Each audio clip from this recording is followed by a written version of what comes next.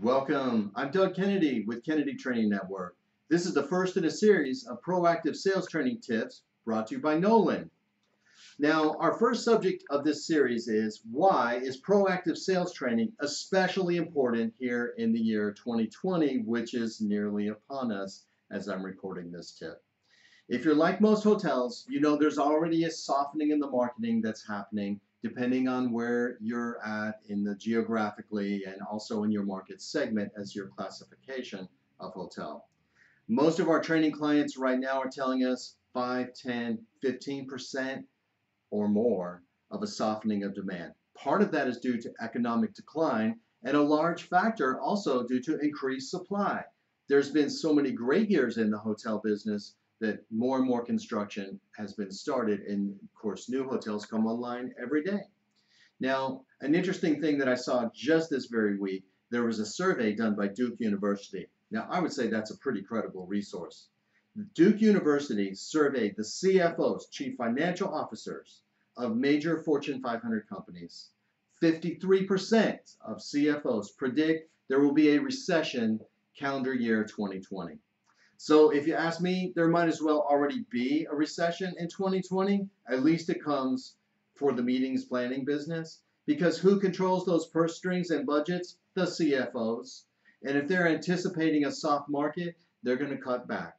And the meeting for 500 people might become for 300, or it might be split in two regions and 100 each. Or they might trade down a level of hotel. So perception is reality when it comes to the economy, and proactive prospecting is more important than ever before. But that being said, when you think about it, really, prospecting should be something that is operationalized, even in an up market, because we simply can no longer rely on inbound demand to fill our hotel rooms. And we're going to cover a few reasons for that right now. So in the current market, even with a softening of demand and increase in supply, there's still plenty of demand out there. The problem is the demand is for compressed dates. So every single day we field more and more RFPs coming in for demand that's happening, but it's all for the same dates, or it's largely for the same dates. I saw some data recently from my friends at Cvent. They told me that the average RFP goes out to 8.6 hotels. That automatically sets us up for a pretty low potential conversion ratio. Knowland has been doing some wonderful webcasts and the roadshow, which I had a chance to be part of in Dallas this week, where they survey the actual attendees or participants. Most people are reporting their conversion is somewhere between 5 and 15% of the inbound leads that are coming in. So demand is softening, and the leads we're getting, we're converting a low number of, and it's eating up more and more of our time. So therefore, we really have to think about that the most important task we could do as salespeople is to proactively go out and find new business that's not reaching out to us now.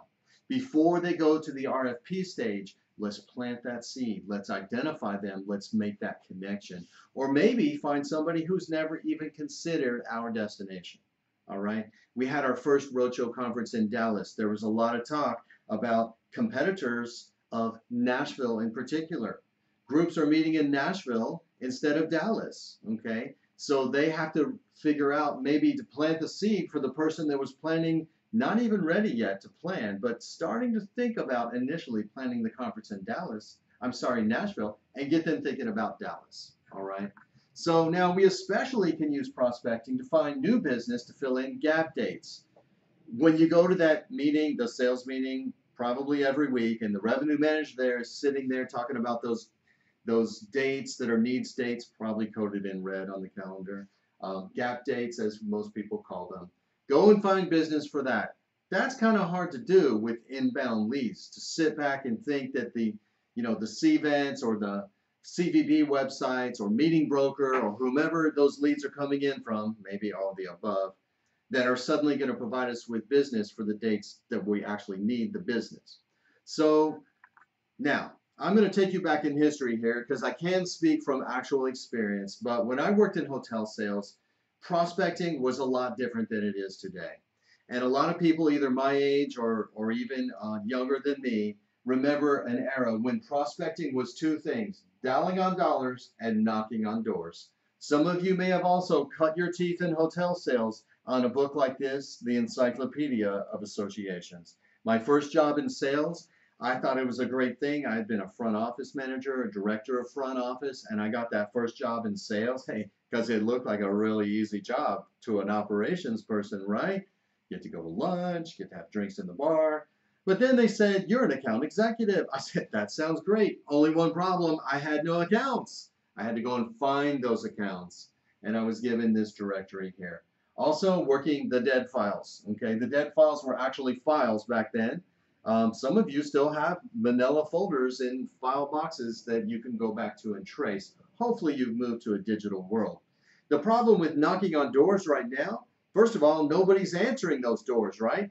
Because they're locked and there's security systems. And if there was someone that you could open the door, there's probably not an admin or receptionist there anymore because people work remote or they take their own calls because no one calls them other than on their mobile phone.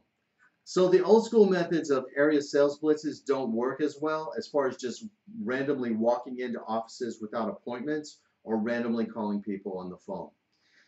Good news though, we have more tools than ever before at our disposal. All right, so I'm going to speak to some of the new tools that are out there, both on the Insight side, but also for those of you who may still be prospectively looking at Insight Elite and not yet on that.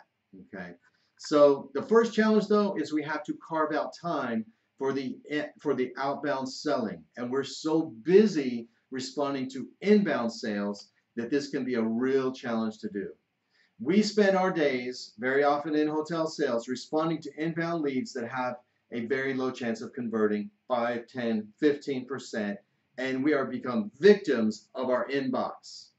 An inbox full of direct website RFPs or referrals from our partners at corporate offices, regional sales offices, CVBs, or Cvent, The Wire, Wedding Knot. Do you ever feel like this guy here in the photo? I thought this was the perfect photo to say how salespeople feel today when they open up their Outlook or whatever program you're using. So what we have to do when we do carve out time for prospecting, first of all, be very disciplined. Maybe you outline 20 minutes a day, every day. Maybe you outline an hour every other day. But we cannot wait till the end of the month, the end of the quarter, when we have to turn in that list of the 20 cold calls in order to qualify for our incentive to start prospecting. It has to be a daily occurrence. Now, old school cold calling. I have a lot of clients that, as I mentioned briefly a second ago, require the salespeople to turn in a list of the prospects before they can get their bonus. And so at the end of the bonus period, month or quarter, as it may be, they sit down at their phone and they make as many calls as they can, one right after the other, dialing for dollars as if it were the 90s again. They say, hello, this is Doug from Anytown Hotel. I'm the sales manager for corporate meetings in the Northeast market. By the way, we just renovated our ballroom and we changed the menu in our restaurant. I hope you keep us in mind if you have any meetings in this area. Truth is, we don't even know if they hold meetings. Truth is, we don't even know if they're the right person. All right? And if you get someone on the phone and you say, hello, this is Doug from Anytown Hotel. How are you today? They're probably going to go, fine. How are you? What do you want? Okay, or if you leave that in a voicemail, they're probably going to press 7-6 to delete or pound to move ahead and skip half your message. So ideally today, you're going to have Insight Elite. Now, if you haven't seen the demo on this, I highly recommend you get with a Knowland person and take a look at that because it's going to make you a lot more efficient. If you're a frontline sales executive watching this, maybe go to your boss to get him to give it a try. If you're a director, think about this resource for your people. Now, if you don't have that, or even if you do, most people prospect. This is how they prospect if they don't have Insight Elite, and they haven't really updated their process for outbound proactive selling.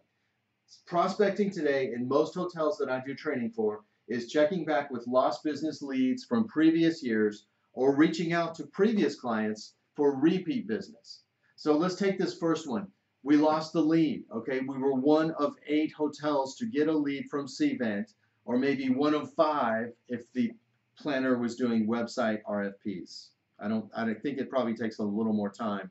Maybe they don't reach out to 8 different hotels, but it's probably still 5 or 6, right? So we were one of 5 or 6 hotels. We didn't get the business. Maybe we were just somebody they needed, so they had another bid to show their boss. Okay. But the chance of converting lost business, I'm not saying we shouldn't do that, because we should. That's part of holistic approach to selling. When you lose a piece of business and it was a right size lead and it was a good piece of business and you had a connection, you actually talked to the planner, first thing you should do is trace them out for the next year. And by the way, trace them out for a couple of weeks before the time when they start going to bid. So if you got a lead in, let's say September 20th last year from them, I would be contacting them around September 1st before they even go to bid. Similarly, reaching out to previous clients for repeat business. After we have the meeting, we should follow up with them to see how things went and try to ask for referrals, which we'll talk about in a second, and then retrace them again for a few weeks ahead of the time when they start planning. All right. Now, the next up our game a little bit more, we can use Google Advanced Search and we can use exact phrase options. So rather than just following up on lost business and previous guests, previous groups, we can go and research for new business on Google. Now, a lot of people that I know just do Google searches, but we really also want to enhance our skills in this area. I'm surprised when a lot of salespeople really have not been trained on the subject of Boolean search. All right, so we can do exact match and phrase matches. If you don't know about Boolean searches, search Boolean search, search for Boolean search, and you will learn how to do a Boolean search. So let me give you an example. If you're in any town, USA, you can start putting in keywords such as sales conference, any town, USA for October of 2018. So let's say it's right now almost October of 2019. You're going to go back to the previous year and you're going to search for events that happen with the word sales conference or leadership conference or management conference or training conference, all the keywords for types of conferences that occur on a regular basis. All right, and if you do that, and usually not the first page, you've got to toggle over to page 2, 3, 4, 5. You get a lot of examples here that come up for conferences that were held in any town, USA during the time that you're trying to find business for. Okay, so maybe it's September, October, but really you're looking for business in the month of February. Okay, so you might in that case search for February sales conference, Anytown, USA. And you're going to find the people that met 1, 2, 3 years ago. All right, and then you can drill down here, find the contact information, which probably was on there originally for the meeting attendees, not for salespeople. But we can find that trace, pull the thread, or go down the rabbit hole, whatever analogy you want to use, until we find the source. And that can be one good way. So now instead of being like, oh, hello, I'm Doug, I just want to see if you have any business, we can do warm calling. We can sound a lot more intelligent to whoever's listening to the voicemail or fielding our call. We can say, hello, this is Doug from Anytown Hotel. I see that Acme Company held a meeting at Brand X last August, and I'm reaching out to see if you can consider us as an option for future events. Doesn't that sound a lot better? That voicemail will probably be listened to. They might actually return the call, but if not, when you call the second time or send an email, chances are eventually they'll take your call. Now, the wonderful thing is, if you have inside a lead, this is going to help you get to the very next level. So we have cold call, warm call, I don't know, maybe we call this hot calling.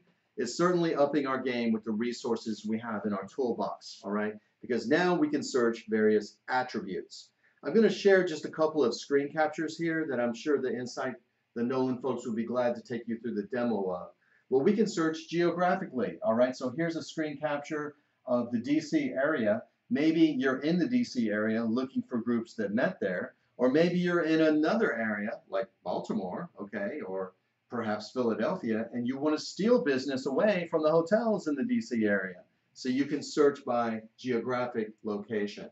You can also search back to previous years, 1 year, 2 year, or you can pick a range of years as far back as you want to go. All right. So now we have a lot more information, don't we? Now let's try it again. Informed warm calling. Hello, this is Doug from Anytown Hotel. I see that Acme Company regularly holds meetings in Anytown, such as that spring leadership conference and the fall sales event you had just last year at Grand Y Hotel. Now they're like, this salesperson knows what they're doing. This person is worth talking to, right? Next up, we have other methods here. To use prospecting is also not just finding random people that have never even, random groups that have never used us, but also getting more business off existing clients, all right? Other people within the same companies, associations, and organizations. So, old school selling, we ask for referrals. Hopefully you're doing this because this is the very start, right? After the event, you're going to see them there, send them off. Then you're going to follow up. You've already hopefully got, in person to make sure the event went well and got their feedback on what your hotel could learn to improve. Then you're going to trace them out in your sales CRM, right? About 30 days later, you're going to say, thanks again for your business. Please let us know if any of your colleagues at Acme Company are holding any other meetings. We would love to have a chance to bid on those as well. And they're going to say, sure, be glad to help you out there, Doug. I'll keep you in mind, all right? The odds of them actually doing so, we know, are actually quite low. Next up, well, we can research on LinkedIn, or some of my sales training clients, and a lot of people are using Zoom Info to research and cross-penetrate for existing contacts. And we can find the clients, we can look for other contacts at our existing companies. So now we can sound a little bit better. Thanks again for your business. By the way, can I ask if you would do me a favor and put me in touch with your counterpart, Rachel Smith, from the Western region at Acme Company? Now the person, instead of saying, sure, I'll keep you in mind, they actually have something they can do for you, and you plant the seed. You know what? I can do that. Would you send an email to introduce us? I'd be very grateful. All right. Now, taking it to the next level, if you have Inside Elite, now we can search clients to identify specific opportunities for additional business. All right, so we sound a lot better. Now, I pulled up here, I just started at the A's, and of course we have some really large accounts here, including the American Bar Association. They have a lot of meetings. Most of us, and some of us may be dealing with the American Bar Association, but most companies that you're going to pick up, most associations or nonprofits, you're going to find a lot less. But the good thing is now you're going to know specifics. So let's take it to the third example, same thing. Following up with an existing client. Thanks so much for your business. By the way, I noticed that Acme Company has this specific meeting name and a certain date range at this specific other hotel, okay? Can you help me track down the right contact? I saw that your counterpart is Rachel Smith in the Western region. Is that the right person? I'd be grateful for an introduction to her or whoever holds this specific meeting. So now we ask the client, who hopefully likes us and has a good rapport and enjoyed working with us, we ask for that favor. More often than not, people are going to help that salesperson that is well informed, not just wasting their time, and doing warm calling, especially informed warm calling. Well, I hope you've enjoyed our first in the series of proactive sales training tips brought to you by Knowland Resource. Again, I'm Doug Kennedy with Kennedy Training Network, and we hope you join us for future recordings of this same series.